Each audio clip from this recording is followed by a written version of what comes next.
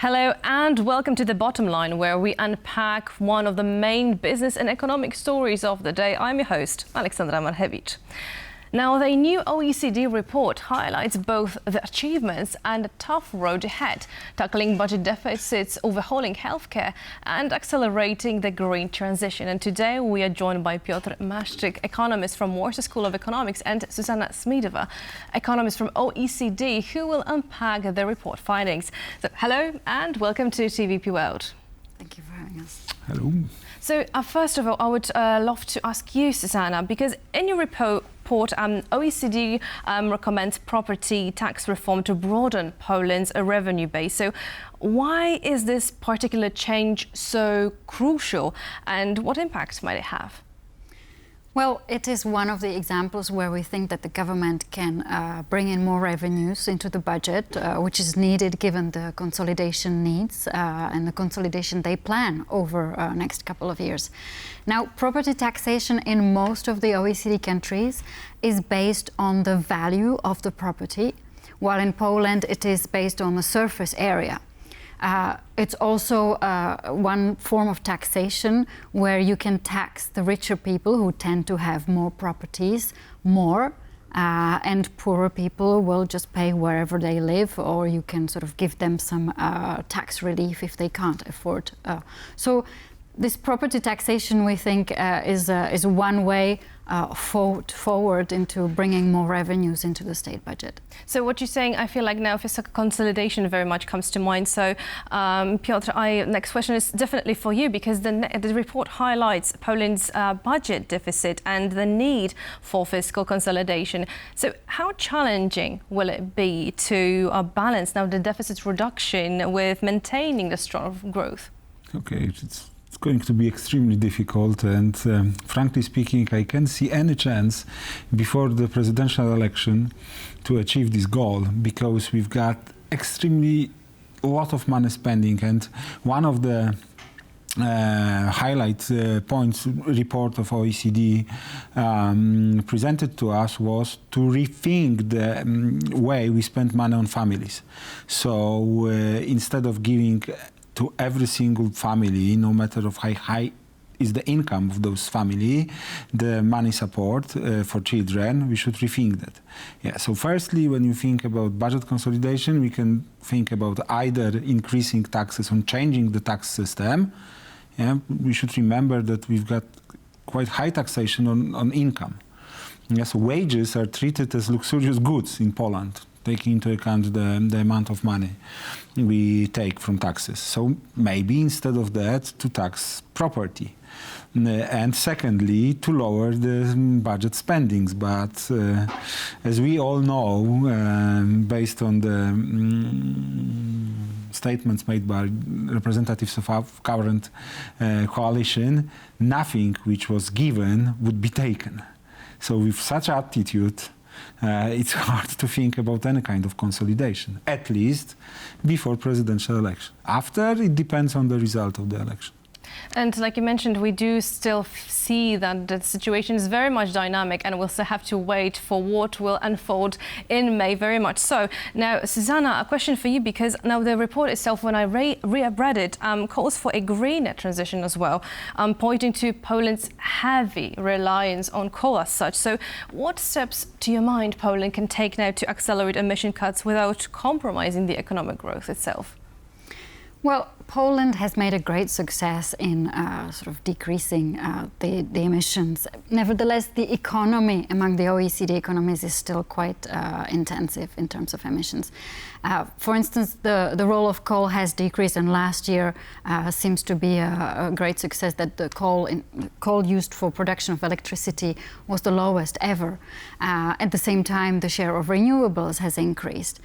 This is great. Nevertheless, we see that there are bottlenecks into using more renewables in terms of the infrastructure, in terms of the permitting process. All these things can be speeded up so that businesses can invest in the right technologies in getting their energy. And now the question for you, Peter, how likely do you think that this scenario here is really now, to your mind? How do you see it? I think that we have no choice, just like that, and we have deal with that. And There are some positive messages which we can gather in this area. The first one is we started actually, Poland started, the government started the dialogue with European Commission about the public support of the first Polish nuclear power plant. Yeah, so that's the first. Yeah, we started. Yeah, that's the decarbonization per se. So to produce more energy, electricity from nuclear power plants. Secondly, we've got announced by Polish company called PGE, so the Polish state-owned company, together with a company from Denmark, announced a huge investment on the offshore of Baltic Sea, a huge power plant producing energy, electricity from wind. Yeah, so the amount of money spent on that would be 30 billions of euro. So that's something. So there are signs of such moves, but of course this is the good beginning. Yeah, so we should do something about that, and it's going to be extremely costly, no question about it. Oh, definitely, because we do see that, especially now that you mentioned the wind farm, the Baltica 2, I believe that it can produce, now it will produce now up to, as in the technology itself now with 18 gigawatts wants to produce, I believe, an energy equaling to 4 nuclear power plants. So it's definitely a powerful beginning, hopefully. But I'm wondering if you have anything to add to that. Yeah, I would just like to maybe mention also transport, because the emissions in transport sector have not actually decreased in Poland over the past 30 years. And to be honest, Poland is lagging a little bit behind OECD best practices in terms of taxation of vehicles. Cars should be, in many OECD countries, are subject to a tax based on the pollution they produce. And so this way you are sending signals to the consumers, to users of the cars, either to buy less polluting cars or to use different means of transport. Now the government is apparently planning to introduce a car taxation, but as far as I know, this would be only for company cars. There's no reason not to roll it out to all cars, so that it tries to influence, purchasing decisions of yourself or your friends as well. At the same time, the public transport needs to be strengthened and needs to be made better or higher quality, so that people will move from one passenger transport in a car into the public Right, so transportation, we mentioned energy now. I feel like another, let's say, element to the OECD report that was mentioned a couple of times was now health spending and health as such, healthcare as such. So health spending has grown, yet we do see that life expectancy remains still below the OECD average. So Peter, a question for you, because it's still, I cannot wrap my head around this. So what reforms, to your mind, could most effectively improve healthcare outcomes as such? It's extremely difficult question. I'm sorry, I feel like I'm asking very difficult questions today, but that's my job. It's not so easy to answer this question, because there are no easy answer. Because the obvious would be to spend more money. Yeah, because Poland is below the average of OECD, so the easiest answer would be we should spend more money. We should collect more money from taxes, other payments, and spend more money. But the country with the highest spending on healthcare is United States, and probably nobody in Poland would, except, I don't know, billionaires maybe, would like to live in United States taking into account the healthcare system. Because for normal people, it usually means bankruptcy in case of huge problems.